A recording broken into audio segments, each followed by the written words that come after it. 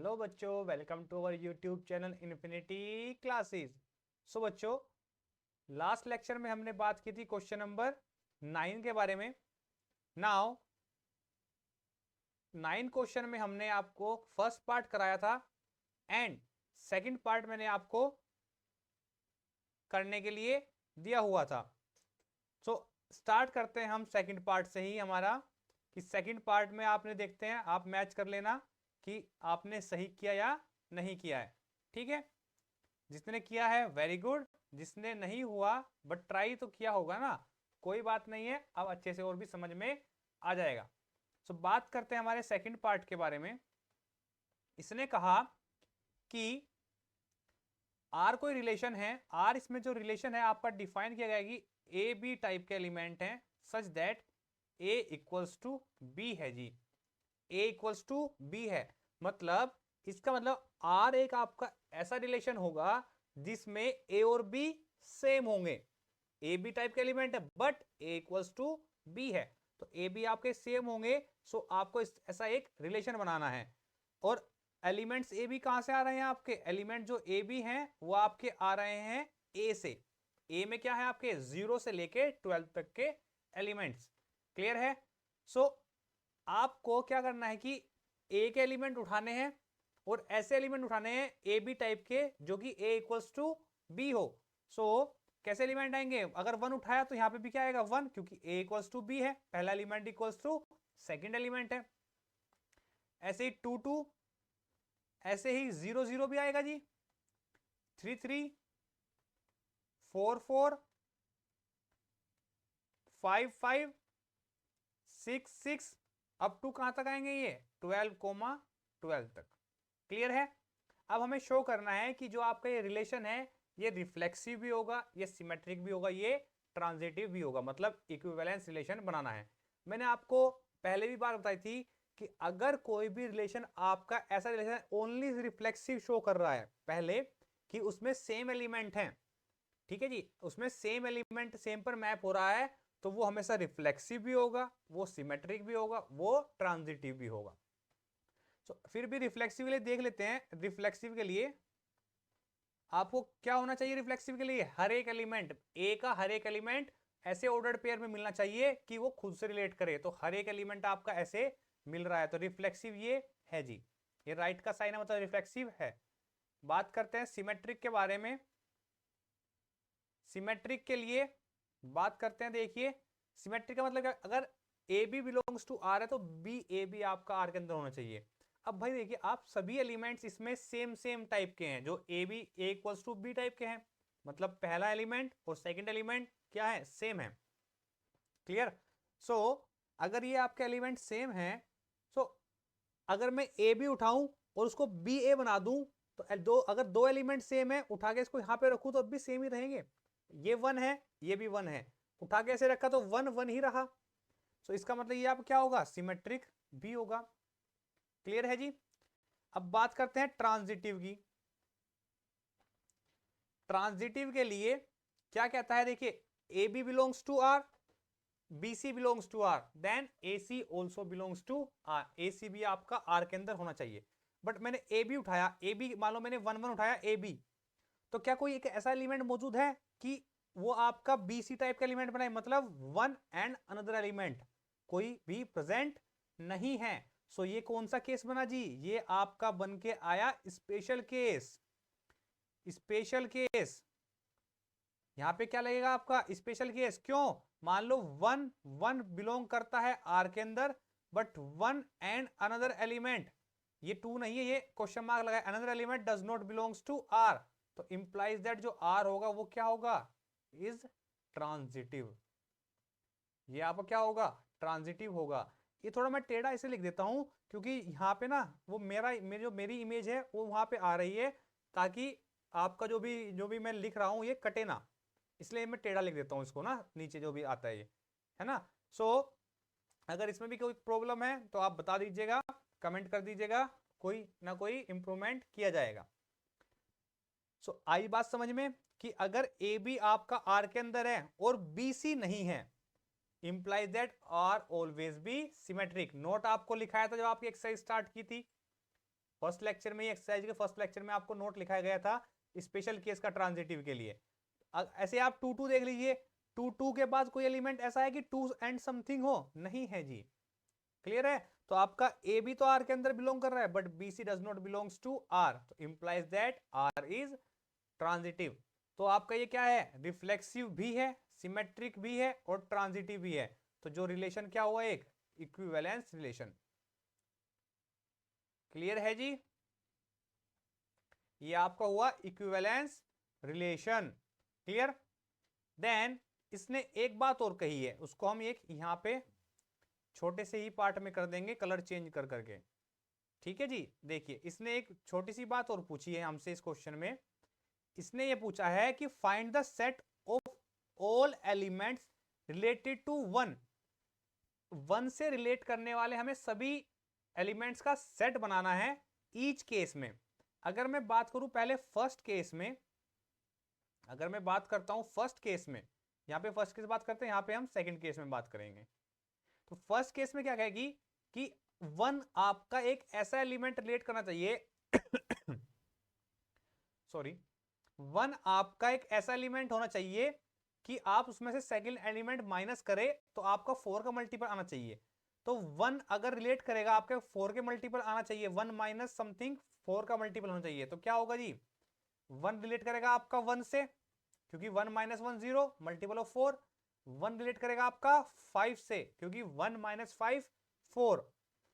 1 relate करेगा आपका 9 से, क्यों, क्योंकि 9 माइनस 1 8। फिर 13 से, 13 माइनस 1 12। 13 के बाद ये नहीं करेगा, 13 से भी नहीं करेगा, क्यों भाई, अगर आप एक्चुअली लें तो 13 से करेगा, क्योंकि 13 माइनस 1 12 आएगा, जो कि आपका हो। बट जो 13 एलिमेंट है, ये तो एलिमेंट है 13, ये डज नॉट बिलोंग्स टू ए है जी। हमें तो वो एलिमेंट उठाने हैं जो ए के हैं, और ए के एलिमेंट कहाँ है, 0 से 12 तक। तो आंसर क्या है आपका, जो 1 से रिलेट कर रहे हैं फर्स्ट केस में, वो आपके एलिमेंट्स है 1 5 एंड 9। सिमिलरली सेकेंड केस में आइए, 1 रिलेट कब करेगा, 1 रिलेट कब करेगा, जब 1 इक्वल्स टू 1 होगा, a इक्वल्स टू बी। अगर a आपका जो 1 आपका अगर a के अंदर है और वो r सेकंड वाले से अगर रिलेट कर रहा है, तो वो कब होगा, जब a इक्वल्स टू b होगा। तो अगर आपका a आपका 1 है, तो वो सेकंड केस में कब होगा, 1 1 होगा, तभी r में जाएगा। तो इंप्लाइज दैट जो सेट आएगा आपका ओनली 1 ही आएगा। तो आपका सेकंड का आंसर ये रहा, और फर्स्ट का आंसर आपका ये रहा, जब आपका ये फर्स्ट ये वाला केस है जी। क्लियर? आई होप बहुत अच्छे से क्लियर होगा ये वाला क्वेश्चन। आप लोगों ने ट्राई भी किया होगा तो अब और भी अच्छे समझ में आ गया होगा। अगर आपने कोई फिर भी तुक्का मारा है, बट अब आपको कंफर्म हो चुका होगा कि हाँ जी हम भी सही कर रहे थे, बट हमें थोड़ी कम समझ थी इसके बारे में। क्लियर?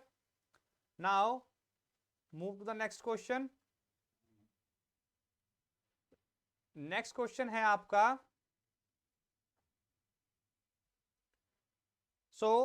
बात करते हैं नेक्स्ट क्वेश्चन के। नेक्स्ट क्वेश्चन क्या कहता है आपका, कि आपको भाई एग्जाम्पल देने हैं, एग्जाम्पल देने हैं, जो कि फर्स्ट क्वेश्चन क्या कहता है कि ऐसा रिलेशन बनाना है, रिलेशन बनाना है जो कि आपका क्या हो, सिमेट्रिक हो, बट नाइदर रिफ्लेक्सिव और नोर ट्रांजिटिव। नाइदर रिफ्लेक्सिव, ना ही रिफ्लेक्सिव ना ही ट्रांजिटिव हो, बट सिमेट्रिक हो। तो मैंने चूज कर लीजिए जी, मैंने माना जो ए है, ए कोई सेट है 1 2 एंड 3 का, ठीक है जी, 1 2 एंड 3 का सेट है। और मैंने कहा इसके अंदर 1 2 और 2 1 है।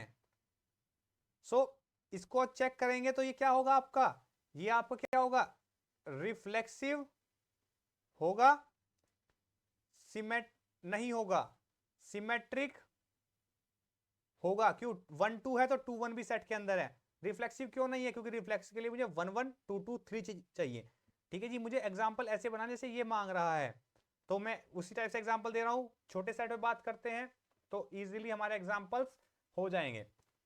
ट्रांजिटिव भी हमें नहीं दिखाना है, तो ट्रांजिटिव भी ये नहीं है। क्यों, क्योंकि अगर 1 2 बिलोंग्स टू है और 2 1 है, बट 1 1 नहीं है। A B belongs to R, BC belongs to R, but AC does not belongs to R. Clear हुई बात। सेकंड देखिए जी, transitive but neither reflexive nor symmetric. Transitive होना चाहिए, रिफ्लेक्सिव नहीं होना चाहिए और सिमेट्रिक भी नहीं होना चाहिए। हमने कहा 1 2 and 2 2 3, 1 2 belongs to R, 2 3 belongs to R and 1 3 also belongs to R। अब चेक करते हैं ये रिफ्लेक्सिव है नहीं है। रिफ्लेक्सिव तो ये कभी भी नहीं होगा, क्यों? क्योंकि 1 1 नहीं है, 2 2 नहीं है, 3 3 नहीं है, सो रिफ्लेक्सिव नॉट। सिमेट्रिक के बारे में देखते हैं जी। सिमेट्रिक 1 2 है, 1 2 है, इसने कहा symmetric reflexive and symmetric, sorry second question है transitive but neither reflexive nor symmetric. First हमारा हो चुका है, सेकंड के बारे में बात कर रहे हैं। इसने कहा ट्रांजिटिव तो होगा बट रिफ्लेक्सिव और सिमेट्रिक नहीं होगा, तो रिफ्लेक्सिव ये नहीं है। अगर बात करें हम सिमेट्रिक के बारे में, तो सिमेट्रिक के लिए A B belongs to R, so B A B R के अंदर होना चाहिए। तो बात करते हैं, अगर 1 2 उठाऊं, अगर मैंने 1 2 उठाया है तो 2 1 भी सेट के अंदर होना चाहिए था, बट वो नहीं है, इसलिए सिमेट्रिक भी नहीं है। अब बात करते हैं ट्रांजिटिव के बारे में। ट्रांजिटिव का मतलब है कि A B belongs to R, B C belongs to R, then A C also belongs to R. बात करते हैं ए बी हमारा आर के अंदर है, ए बी हमारा आर के अंदर है, और बी सी भी हमारा आर के अंदर है, बी सी हमारा आर के अंदर है, so A C also belongs to R, A C also belongs to R. But इसमें अगर मैं कहूं 2 3 बिलोंग्स टू आर और 3 और सेकंड एलिमेंट आपका नहीं है, 1 3 बिलोंग्स टू आर और 3 अनदर एलिमेंट हमारा नहीं है, बट 1 2 है, 2 3 है और 1 3 भी है, तो ये आपका ट्रांजिटिव हो चुका है। क्लियर है जी? आ रही है बात समझ में? थर्ड देखिए, थर्ड क्या कहता है आपका, सेकंड भी हो चुका है। Third, reflexive and symmetric but not transitive. Reflexive होगा, सिमेट्रिक होगा, ट्रांजिटिव नहीं होगा। तो भाई सबसे पहली बात, रिफ्लेक्सिव होगा तो आपके 3 के 3 एलिमेंट्स क्या होंगे, 1 1 भी होगा, 2 2 भी होगा एंड 3 3 भी होगा, रिफ्लेक्सिव हुआ। अब सिमेट्रिक के बारे में बात करते हैं। 1 2, सो 2 1 देख लेते हैं जी। ये मैंने जो सेट बनाया क्या सिमेट्रिक है या नहीं है? तो सिमेट्रिक 1 2 बिलोंग्स टू आर है ना, और 2 1 ऑल्सो बिलोंग्स टू आर। अगर 1 2 है, 2 1 है तो 1 1 भी है, 2 2 है, 2 1 है, 2 1 भी है, 1 2 और इसको लेते हैं हम 3 2, एक एलिमेंट और ऐड कर लिया, 3 2 3 2 2 3 1 नहीं है, सो आपका देख लीजिए।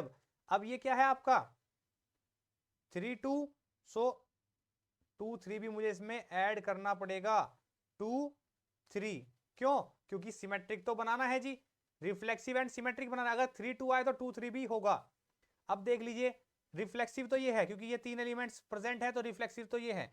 1 2 है, 2 1 भी है, 2 3 है तो 3 2 भी है, सिमेट्रिक भी हो गया है। अब ट्रांजिटिव के लिए देख लीजिए, क्या ट्रांजिटिव हमें क्या करना है कि नॉट ट्रांजिटिव। सो ट्रांजिटिव के लिए देखिए 2 3 3 2 2 2 भी है, चलो इसको छोड़ दीजिए।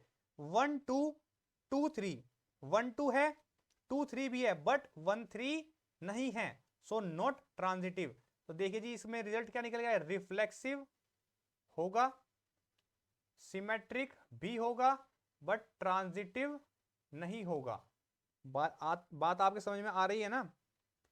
बात समझ में आ रही है? थर्ड क्वेश्चन भी आपका हो चुका है जी, क्योंकि आपको ट्रांजिटिव शो नहीं करना था, रिफ्लेक्सिव और सिमेट्रिक शो करना था। तो रिफ्लेक्सिव के लिए तो ये देखिए आपके ये अगर मैं कलर चेंज करके बात करता हूं, रिफ्लेक्सिव के लिए तो ये 3 एलिमेंट आपके आने ही आने थे।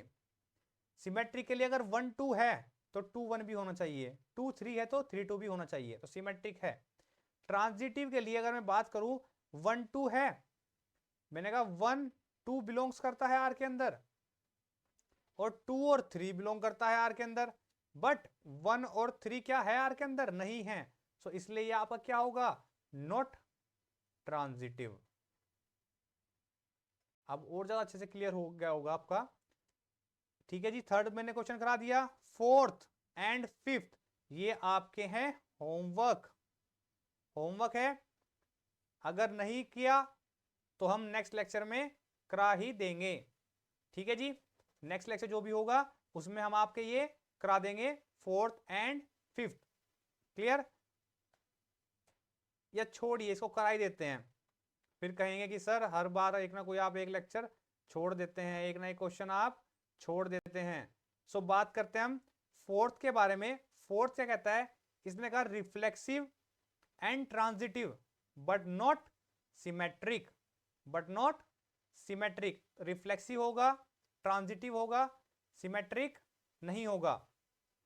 आइए जी बनाते हैं। सो आइए बात करते हैं हम इसके फोर्थ पार्ट के बारे में। फोर्थ पार्ट क्या कहता है ये आपका, कि जो फोर्थ है आपको एक आर ऐसा रिलेशन ढूंढना है, आर जो आपका रिलेशन होगा वो आपका इस टाइप का रिलेशन होगा कि रिफ्लेक्सिव होगा, ट्रांजिटिव होगा और सिमेट्रिक नहीं होगा। तो आर आपको एक ऐसा रिलेशन बनाना है जो कि रिफ्लेक्सिव एंड ट्रांजिटिव हो बट सिमेट्रिक ना हो। तो रिफ्लेक्सिव के लिए क्या है भैया, आपको ए मैंने क्या माना है 1 2 3, जो पीछे लिया था ना ए आपका फिर भी क्या है 1 2 3 ही ले रहे हैं। तो रिफ्लेक्सिव होना चाहिए, तो आंख बंद करके लिख दीजिए 1 1 2 2 3 3। ठीक है जी, 1 1 2 2 3 3। एंड वो आपका क्या है, ट्रांजिटिव भी होना चाहिए, ट्रांजिटिव भी होना चाहिए बट सिमेट्रिक नहीं होना चाहिए। ट्रांजिटिव के लिए मैंने इसमें एक ऐड कर दिया 2 3। ठीक है जी, अब चेक कर लीजिए रिफ्लेक्सिव है क्यों, क्योंकि अगर मैं सिर्फ और सिर्फ इन एलिमेंट्स के बारे में बात करूं सो ये क्या बना रहे हैं इसको, रिफ्लेक्सिव।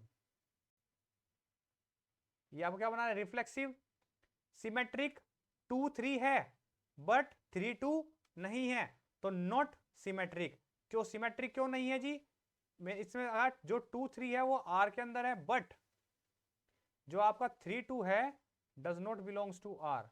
सो ये क्या है आपका, नॉट सिमेट्रिक। सो ट्रांजिटिव के बारे में बात करते हैं। ट्रांजिटिव देखिए जी 1 1 है, ठीक है। अब बात कर, देखो transitive A B belongs to R, B C belongs to R, तो ए बी सेकंड एलिमेंट और फर्स्ट एलिमेंट किसका मैच कर रहा है, 2 2 और 2 3। 2 2 और 2 3 में 2 हटाया तो क्या बना, 2 3 बिलोंग करता है सेट के अंदर। ऐसे ही और कोई है, और कोई नहीं है, देखिए बट ये है 2 3 और 3 3। 2 3 और 3 3 में हटाया तो क्या बचा, 2 3, ये भी बिलोंग कर रहा है। क्लियर है बात, तो ये आपका क्या है, ट्रांजिटिव है। क्लियर। तो बात करते हैं अब फिफ्थ के बारे में। फिफ्थ पार्ट क्या कहता है आपका, फिफ्थ पार्ट कहता है सिमेट्रिक होगा एंड ट्रांजिटिव होगा, सिमेट्रिक होगा ट्रांजिटिव होगा बट नॉट रिफ्लेक्सिव, रिफ्लेक्सिव नहीं होगा। तो मैंने एक आर बनाया, रिफ्लेक्सिव नहीं करना जी, सिमेट्रिक बनाना है तो मान लो मैंने कहा 1 2 है और 2 1 है, और ट्रांजिटिव बनाना है तो 1 1 भी है। ठीक है, आपको क्या बनाना है, ये आपको सिमेट्रिक बनाना है, ट्रांजिटिव बनाना है और रिफ्लेक्सिव नहीं होना चाहिए। सो ये रिफ्लेक्सिव क्यों नहीं है, क्योंकि सेट के एलिमेंट 1 2 3 है, सेट में एलिमेंट 1 2 3 है, तो रिफ्लेक्सिव के लिए 1 1 2 2 3 3 सभी के सभी होना कंपलसरी है, हर एक एलिमेंट के लिए होना कंपलसरी है। तो इसका मतलब ये क्या है आपका, कि ये आपका रिफ्लेक्सिव नहीं होगा, सिमेट्रिक एंड ट्रांजिटिव होगा। क्लियर। सो बात करते हैं अब नेक्स्ट क्वेश्चन पे। आइए जी, नेक्स्ट क्वेश्चन आपका मोस्ट इंपोर्टेंट क्वेश्चन है, बहुत ध्यान से समझना। सॉल्यूशन देखिए, पहले क्वेश्चन पढ़ते हैं आराम से, फिर करते हैं इसका सॉल्यूशन। देखिए जी, इसने कहा show that the relation R कोई रिलेशन है in a set A of point in a plane given by. ठीक है जी, गिवन बाई पी क्यू क्या है, distance of a point from P, जो डिस्टेंस है पॉइंट पी की कहां से, ओरिजिन से, is same as the distance of point Q from origin. कहने का मतलब है कि ये आपका मान लीजिए एक्स एक्सिस है, ये वाई एक्सिस है, ये आपका जेड, सॉरी एक्स डैश है, ये आपका वाई डैश, ये आपका एक ओरिजिन है। हमने कोई एक पॉइंट पी लिया, उसका डिस्टेंस ओरिजिन से ओ से, और पॉइंट हमने क्यू लिया, उसका डिस्टेंस ओरिजिन से सेम है, दोनों पॉइंट का डिस्टेंस। ठीक है जी। तो हमें ऐसे पॉइंट चूज करने हैं एक्स वाई प्लेन के अंदर कि सभी का सभी क्या हो, ऐसे जैसे मान लो मैंने यहाँ पे दोबारा से फिर पॉइंट लिया, एक आर लिया, तो ये क्या है, तीनों का डिस्टेंस सेम है, ये हमें दिया हुआ है। और इसको हमें चेक करना है क्या, कि इक्विवेलेंस रिलेशन बना रहा है या फिर नहीं बना रहा है। इक्विवेलेंस रिलेशन के लिए फर्स्ट बात करते हैं रिफ्लेक्सिव। तो रिफ्लेक्सिव के लिए जी देखिए, मैंने क्या कहा, मैंने कहा कि P R कोई रिलेशन डिफाइन किया गया है इसने, कैसे कि R कोई रिलेशन है, PQ टाइप का रिलेशन है, R कोई रिलेशन है, उसमें क्या है, PQ टाइप के एलिमेंट है, such that OP distance of OP equals to OQ, origin से जो डिस्टेंस है वो इक्वल है। मैंने कहा let P belongs to A, P कोई एक सेट में बिलोंग कर रहा है, तो वो अगर A सेट का एलिमेंट है, एंड मुझे चेक करना है जो PP पॉइंट है क्या वो R के अंदर बिलोंग करेगा या नहीं करेगा। PP कौन से पॉइंट है, PP वो पॉइंट है कि distance from origin to P is equals to distance from origin to P। भाई अगर कोई बंदा, मान लीजिए ये पेन है, ये बंदा यहाँ पे खड़ा है, ठीक है, अगर इस बंदे की मैं डिस्टेंस दो बार मेजर करूं, कि मैंने कहा ये यहाँ पे खड़ा है, ये यहाँ से यहाँ तक का डिस्टेंस क्या 2 किलोमीटर है, मैंने सेकंड टाइम फिर मेजर किया कि 2 किलोमीटर है, तो इसका मतलब क्या हुआ भाई, सेम ही तो होगा। जब बंदा ही चेंज नहीं हो रहा है, डिस्टेंस चेंज नहीं हो रहा है, तो वो डिस्टेंस हमेशा सेम ही रहेगा। क्लियर।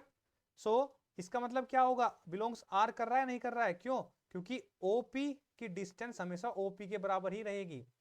मान लो मेरी हाइट जो है, मान लो मेरी हाइट, जो भी मेरी हाइट है 5'11" मेरी हाइट है, तो जो 5'11" अगर मेरी हाइट है, तो वो 5'11" ही तो रहेगी हमेशा।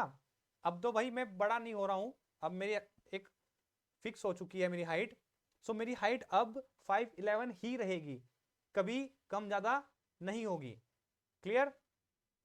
सो इसका मतलब क्या है कि distance from origin to point P is equals to always equals to distance from origin to point P। तो इसका मतलब ये क्या है, आपका रिफ्लेक्सिव हो चुका है। ठीक है जी। बात करते हैं सिमेट्रिक के बारे में। सिमेट्रिक के लिए क्या कहता है, देखना जी, सिमेट्रिक मैंने कहा लेट पी क्यू बिलोंग्स कर रहा है आर के, तो इंप्लाइज दैट क्या है, OP distance of OP equals to क्या, distance of O Q, distance of OP equal है डिस्टेंस ऑफ ओ क्यू के। अगर मैं बात करने भाई डिस्टेंस, अगर किसी ओरिजिन से P की डिस्टेंस बराबर है डिस्टेंस ओरिजिन से Q की, दोनों की डिस्टेंस क्या है, बराबर है।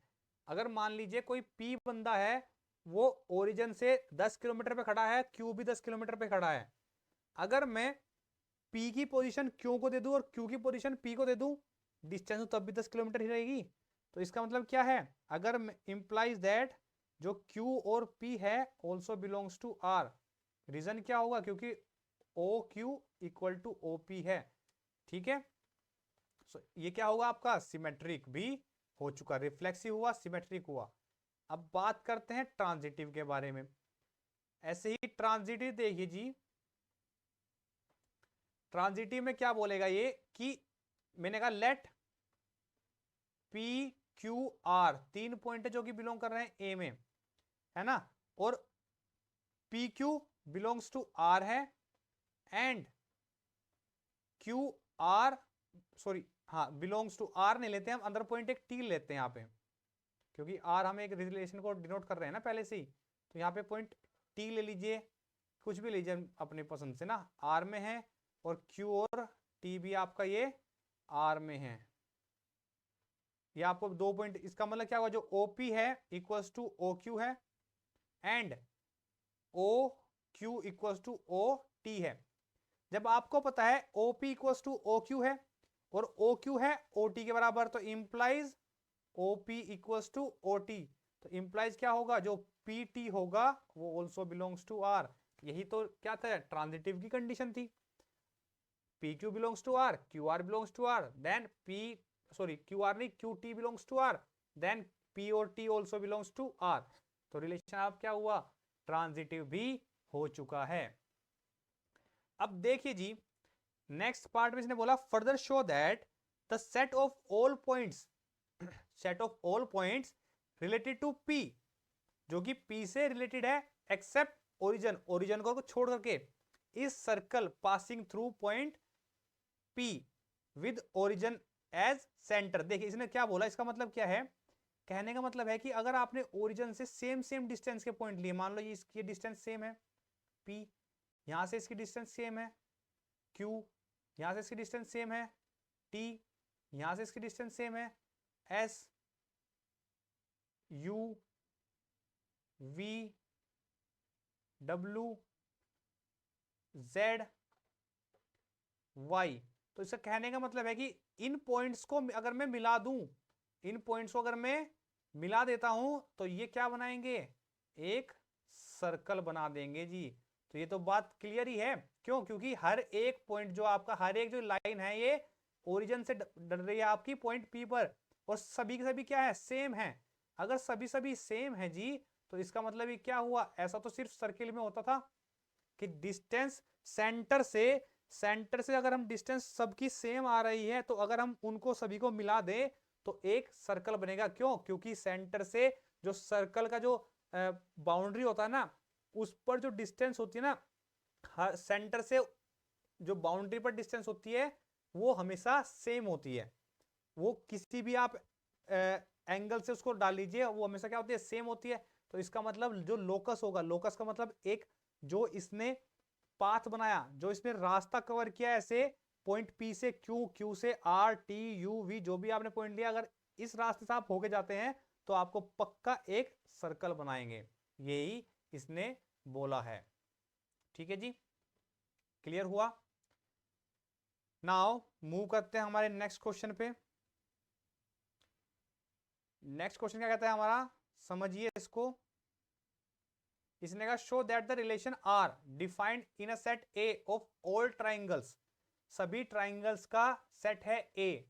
अब उसमें सभी ट्राइंगल मतलब 3 साइड वाले चीज उसमें सभी जा रही हैं। अब वो आपका आइसोसेलेस ट्राइंगल हो, वो आपका इक्विलेटरल ट्राइंगल हो, वो कैसा भी ट्राइंगल हो सकता है। एंड T1 T2 इसने रिलेशन डिफाइन किया इज इक्विवेलेंस रिलेशन। ठीक है, इसको आप ट्राई करेंगे। इक्विवेलेंस रिलेशन क्या देगा अभी, रिफ्लेक्सिव, सिमेट्रिक एंड ट्रांजिटिव। तो रिफ्लेक्सिव के लिए क्या बोलेंगे, T1 रिलेटेड टू R होगा, T1 रिलेटेड टू R होगा, तो इंप्लाइज क्या होगा, T1 सिमिलर टू T1। भाई खुद की बात करें तो खुद में बंदा सिमिलर होता ही है। मान लो मैं हूं, मैं अपने आप में सिमिलर हूं, मुझे अगर मेरा दूसरा सेम टू सेम मेरे जैसा ही सामने खड़ा कर दे, बिल्कुल मतलब मेरे में से कुछ निकाल कर यहाँ पे खड़ा कर दे, तो वो सेम रहेगा। तो T1 is similar to always T1, so reflexive होगा। रिफ्लेक्सिव के लिए देखिए जी, मैंने कहा लेट जो T1 है वो बिलोंग्स करता है सेट A में, so relation T1 always belongs to R, क्योंकि T1 सिमिलर टू T1, खुद में हमेशा सभी क्या होते हैं, सिमिलर होते हैं। बात करूं सिमेट्रिक की,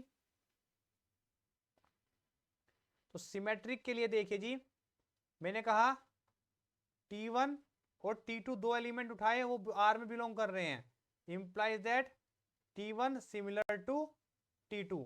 जब T1 सिमिलर है T2 के, अगर कोई चीज भी, मेरा ये हाथ है, ये मेरा हैंड है, सिमिलर है दूसरे हैंड के, भाई दोनों बिल्कुल क्या है, सिमेट्रिक है, ये इस सिमिलर है इसके। सो अगर मैं कहूं मेरा ये है जो लेफ्ट हैंड है सिमिलर है राइट हैंड के, तो इसका मतलब राइट हैंड भी तो सिमिलर है लेफ्ट हैंड के। तो इसका मतलब क्या हुआ कि T1, अगर मैं T1 लूं, वो भी R के अंदर ही बिलोंग करें। क्यों, क्योंकि T2 भी सिमिलर होगा T1 के। आ रही है बात समझ में। अब बात करते हैं ट्रांजिटिव के लिए। तो ट्रांजिटिव में क्या कहता है, T1, T2 और T3 तीन एलिमेंट लिए मैंने कहां से, ए से। सो T1 कोमा T2 बिलोंग्स करता है R के अंदर, क्यों, क्योंकि T1 सिमिलर है T2 के। ऐसे ही T2 कोमा T3 बिलोंग करता है R के अंदर, क्यों, क्योंकि T2 सिमिलर है T3 के। जब देखिए जी T1 सिमिलर है T2 के और T2 सिमिलर है उसके, तो इन दोनों कंडीशन से क्या आया, T1 सिमिलर टू T3, तो implies T1 comma T3 belongs to R। तो ये क्या हुआ आपका ट्रांजिटिव, ये आपका ट्रांजिटिव भी हुआ। सो आपका गिवन रिलेशन क्या है, इक्विवेलेंस रिलेशन होगा। ठीक है जी, इक्विवेलेंस रिलेशन होगा। आई बात समझ में, ये आपका इक्विवेलेंस रिलेशन हो जाएगा। अब इसमें consider 3 right angle triangle T1 with side 3, 4, 5, T2 with side 5, 12, 13 and T3 with side 6, 10, 6, 8 and 10. Which triangle among T1, T2, T3 are related? इसमें आप कौन से ट्राइंगल्स रिलेटेड होंगे। ठीक है जी, ट्राई करेंगे इसको आप लोग ट्राई कर लेना। क्लियर है, बात करेंगे नेक्स्ट लेक्चर में इसकी। आज का लेक्चर हम यहीं पे स्टॉप करते हैं। अब आपके 13, 14, 15 एंड 16 चार क्वेश्चन आपके बचे हैं, जो कि हम नेक्स्ट लेक्चर में कर देंगे। और जो ये आपका 12 का सेकंड पार्ट बचा है, ये भी हम नेक्स्ट लेक्चर में कवर कर देंगे। आज के लिए इतना ही, थैंक यू।